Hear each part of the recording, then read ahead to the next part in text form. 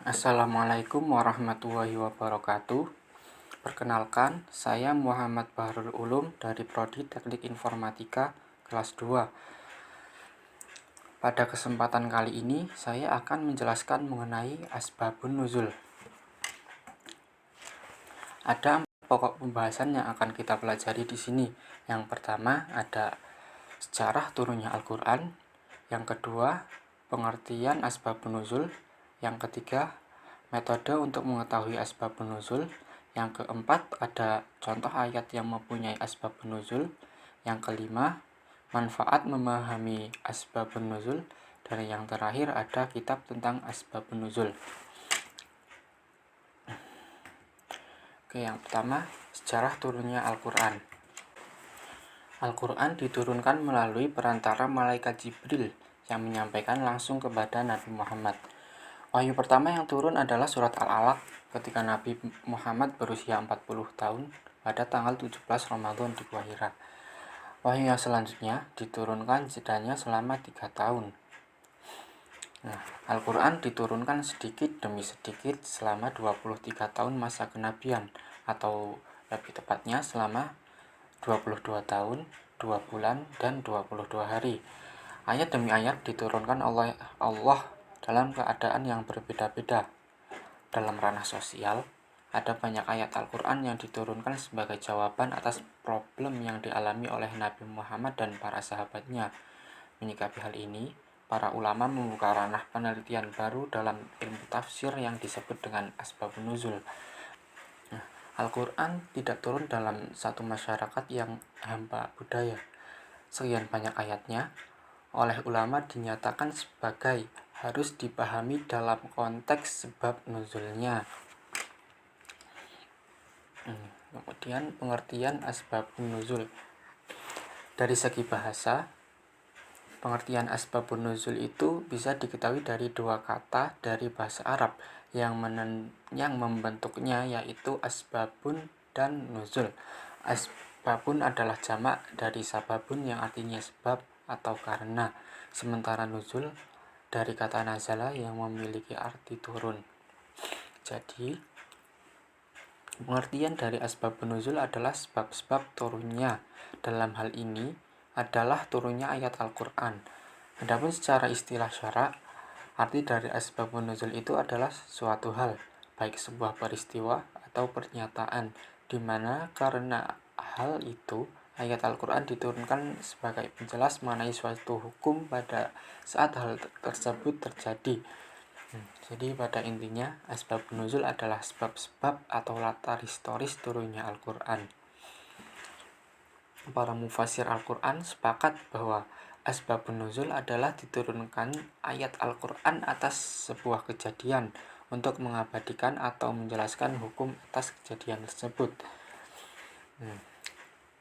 Al-Quran adalah wahyu Allah yang mempunyai nilai suci, sehingga tidak ada seorang pun dapat memahami dengan kebenaran mutlak tanpa adanya petunjuk dan hidayah.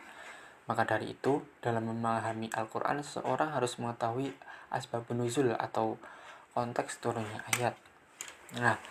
Begitu pentingnya asbabun nuzul dalam memahami ayat Al-Quran ditegaskan oleh Imam Al-Wahidi.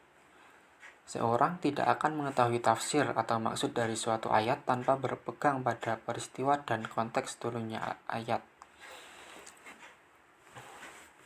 Dari pandangan Al-Wahidi memberikan pengertian bahwa asbabun nuzul yang melatar belakangi turunnya ayat adalah salah satu komponen penting yang harus diperhatikan bagi orang yang ingin memahami maksud Al-Quran, dan peringatan bahwa belajar Al-Quran tidak cukup hanya membaca terjemah atau belajar sendiri dari teks-teks terjemahan, karena tidak semua terjemahan atau kitab tafsir memuat asbabun nuzul secara keseluruhan, sehingga potensi untuk salah paham akan besar.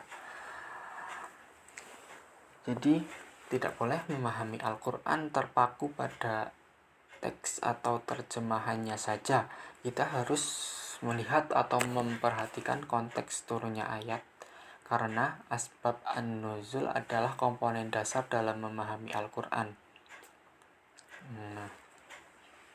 Ketika kita mempelajari Al-Quran hanya dari terjemahannya saja tanpa memperhatikan tafsir atau konteks turunnya ayat, itu sangat rawan terjadi salah pahaman. Nah, selain Imam Al-Wahidi, ulama lain juga memberikan komentar.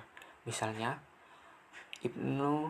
Imam Ibnu Daqiq al-Id yang mengatakan penjelasan tentang asbabun nuzul merupakan cara terbaik untuk memahami makna Al-Quran. Kemudian ada Imam Ibnu Daimiyah yang mengatakan memahami asbabun nuzul dapat membantu memahami makna ayat suci Al-Quran. Alasannya, mengetahui penyebab turunnya ayat dapat melahirkan pengetahuan tentang akibat dari penyebab tersebut. Kemudian yang ketiga, metode untuk mengetahui asbabun nuzul. Para ulama bersepakat ada dua metode untuk memahami asbabun nuzul. Yang pertama, melalui jalur riwayat atau transmisi. Nah, metode pertama menunjukkan bahwa setiap orang dapat mengetahui peristiwa konteks turunnya Al-Quran, tetapi dengan periwayatan yang panjang dan hanya bisa didapatkan dari orang yang siqah, labid, dan adil. Jadi untuk memahami suatu asbabun nuzul, ataupun enggak cuma asbabun nuzul, ilmu tafsir atau ilmu fikih atau ilmu agama lain itu, kita harus berhati-hati dan tidak boleh sembarangan. Kita harus tahu dari mana sumbernya, harus dari periwayatan yang jelas atau bisa dikatakan perawinya harus sahih. Karena pada zaman sekarang banyak sekali ajaran-ajaran yang menyimpang atau tidak benar. Maka dari itu kita harus berhati-hati memilih ilmu. Oke, kemudian yang kedua, metode untuk memahami asbabun nuzul yaitu melalui jalur mendengarkan riwayat langsung dari para sahabat yang menyaksikan peristiwa turunnya wahyu. Nah, sedangkan metode kedua hanya orang tertentu yang bisa mengetahui karena berkaitan dengan masa sahabat, sehingga dapat dipastikan hanya sahabat awal yang mengetahui peristiwa wahyu. Yang keempat, contoh ayat yang mempunyai asbabun nuzul. Di antara contoh asbabun nuzul adalah riwayat yang menjelaskan kejadian yang melatar belakangi diturunkannya hukum larangan meminum khamr dalam Al-Quran, yaitu diriwayatkan dari Ibnu Abbas bahwa suatu ketika dua kabilah dari golongan Ansor mengadakan perjamuan yang disuguhi dengan minuman khamr. Kemudian mereka minum khamr hingga mabuk, sehingga terjadilah perkelahian di antara mereka. Ketika mereka telah sadar dari mabuknya, maka sebagian mereka menyadari bekas luka yang ada di wajahnya, seraya berkata, "Sungguh saudaraku Fulan telah melukaiku. Seandainya ia berbelas kasihan, niscaya ia tidak akan melukaiku." Terbakarlah permusuhan di antara dua kabilah tersebut karena luka yang mereka dapatkan. Kemudian Allah menurunkan ayat Al-Quran, "Innamal khamru wal maisiru wal ansabu wal azlamu rijsum min amali syaitani fajtanibuh." Artinya, wahai orang-orang yang beriman, sesungguhnya minuman keras, berjudi, berkorban untuk berhala, dan mengundi nasib dengan anak panah adalah perbuatan keji dan termasuk perbuatan setan. Maka jauhilah. Quran Surat Al-Ma'idah ayat 90. Dikecualikan dari definisi asbabun nuzul adalah setiap ayat yang diturunkan tidak sebagai jawaban atas pertanyaan para sahabat ataupun kejadian di masa Nabi Muhammad. Jadi tidak semua ayat itu ada asbabun nuzulnya. Ada ayat yang memang tidak mempunyai asbabun nuzul. Contohnya kisah-kisah umat dan para nabi terdahulu yang diturunkan sebagai peringatan bagi umat Nabi Muhammad. Hal ini disebabkan tidak memenuhi kriteria dari definisi asbabun nuzul yang telah disepakati oleh para ulama tafsir. Jadi asbabun nuzul itu berdasarkan peristiwa yang terjadi pada zaman kenabian Nabi Muhammad. Jadi untuk peristiwa atau kejadian yang terjadi di masa sebelum Nabi Muhammad itu bukan termasuk asbabun nuzul. Oke. Kemudian sikap para ulama ketika menemukan perbedaan asbabun nuzul dalam satu ayat yang sama adalah sebagai berikut. Yang pertama, ketika ada dua riwayat yang menjelaskan asbabun nuzul pada ayat yang sama dengan kategori riwayat dapat dipercaya, maka keduanya dapat diterima sebagai asbabun nuzul pada ayat tersebut tanpa ditolak salah satu dari keduanya. Dan kedua riwayat ini berfungsi sebagai penguat hukum yang dibawa oleh ayat tersebut.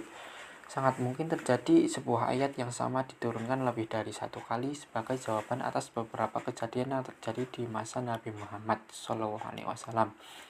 Kemudian yang kedua, ketika ada dua riwayat yang menjelaskan asbabun nuzul pada ayat yang sama, tetapi riwayat yang pertama dengan redaksi ayat ini turun untuk menjelaskan hukum ini, sedangkan riwayat yang kedua dengan redaksi ayat ini dengan sebab kejadian seperti ini, maka ditetapkan riwayat kedua sebagai asbabun nuzul karena memakai redaksi yang lebih jelas dalam menceritakan sebab turunnya ayat tersebut. Nah, contoh dari pernyataan yang pertama, misalnya riwayat pertama diriwayatkan dari Abu Hurairah, suatu ketika Nabi Muhammad SAW sedang berdiri di depan jenazah sahabat Hamzah yang mati syahid. Rasulullah mengatakan, "Aku akan balaskan dengan terbunuhnya 70 orang dari mereka atau orang-orang kafir Quraisy sebagai balasan atas wafatmu." Maka turunlah Jibril dengan membawa ayat, "Dan jika kamu membalas, maka balaslah dengan balasan yang sama dengan siksaan yang ditimpakan kepadamu." Quran Surat An-Nahl ayat 126. Hadis riwayat Al-Baihaqi. Kemudian riwayat yang kedua diriwayatkan dari Ubay bin Ka'ab. Suatu ketika pada perang Uhud terbunuh 64 orang dari kalangan Ansor dan 6 orang dari kalangan Muhajirin. Seseorang dari kalangan Ansor mengatakan, seandainya terjadi lagi perang dengan mereka atau orang-orang kafir Quraisy, akan kita bunuh ratusan orang dari golongan mereka. Maka ketika terjadi penaklukan kota Mekah atau Fathu Makkah, turunlah ayat, "Dan jika kamu membalas, maka balaslah dengan balasan yang sama dengan siksaan yang ditimpakan kepadamu." Quran Surat An-Nahl ayat 126. Hadis riwayat Al-Hakim. Dalam kasus ini, kita tahu bahwa seluruh ayat dalam surat An-Nahl adalah Makkiyah atau diturunkan di kota Mekah. Maka dapat disimpulkan bahwa Quran Surat An-Nahl ayat 126 diturunkan 3 kali, yaitu pertama diturunkan di kota Mekah sebelum Nabi hijrah, kemudian di perang Uhud sebagaimana riwayat pertama, dan terakhir di kota Makkah pada saat penaklukan kota Makkah atau Fathu Makkah sebagai riwayat yang kedua. Kemudian contoh dari pernyataan kedua, misalnya riwayat pertama diriwayatkan dari Ibnu Umar. Beliau mengatakan, turunnya ayat "Istrimu adalah ladang bagimu, maka datanglah ladangmu itu kapan saja dengan cara yang kamu suka, dan utamakanlah yang baik untuk dirimu." Quran Surat Al-Baqarah ayat 223 adalah sebagai penjelasan keharaman menggauli perempuan dari duburnya. Hadis riwayat Al-Bukhari. Kemudian riwayat yang kedua diriwayatkan dari Jabir. Beliau mengatakan, dahulu orang-orang Yahudi meyakini bahwa barang siapa yang menggauli istrinya dari arah belakang tubuhnya, niscaya anaknya terlahir dalam keadaan buta matanya. Maka Allah turunkan ayat, "Istrimu adalah ladang bagimu, maka datangilah ladangmu itu kapan saja dengan cara yang kamu suka, dan utamakanlah yang baik untuk dirimu." Quran Surat Al-Baqarah ayat 223. Hadis riwayat Muslim. Dalam kasus ini ditetapkan riwayat kedua sebagai asbabun nuzul Quran Surat Al-Baqarah ayat 223 karena lebih jelas dalam menunjukkan sebab turunnya ayat. Sedangkan riwayat pertama cenderung lebih sebagai ijtihad Ibnu Umar dalam mengambil hukum dari ayat Al-Quran. Yang kelima, manfaat memahami asbabun nuzul.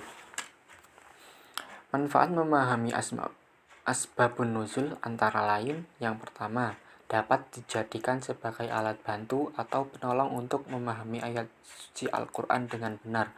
Kedua, mengetahui hikmah penetapan hukum-hukum Al-Quran. Kemudian, mengetahui substansi ayat Al-Quran. Kemudian, yang terakhir, kitab tentang asbabun nuzul. Ada banyak ulama yang telah menyusun dan mengarang kitab terkait dengan asbabun nuzul. Di antaranya adalah Ali bin Al-Madini, kemudian ada Abu Al-Hasan bin Ahmad Al-Wahidi.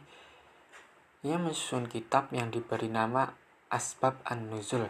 Kemudian ada Syekh Al-Islam Al-Hafidz Ibnu Hajar Al-Asqalani. Dia mengarang kitab yang bernama Fathul Al-Bari. Kemudian ada Imam Jalal ad-Din Abdul Ar-Rahman As-Suyuti.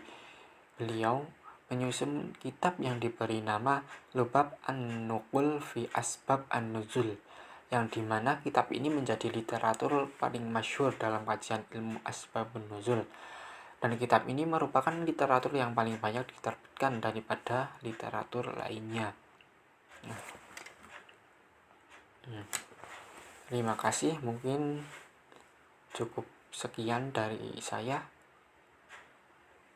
Akhirul kalam, wassalamualaikum warahmatullahi wabarakatuh.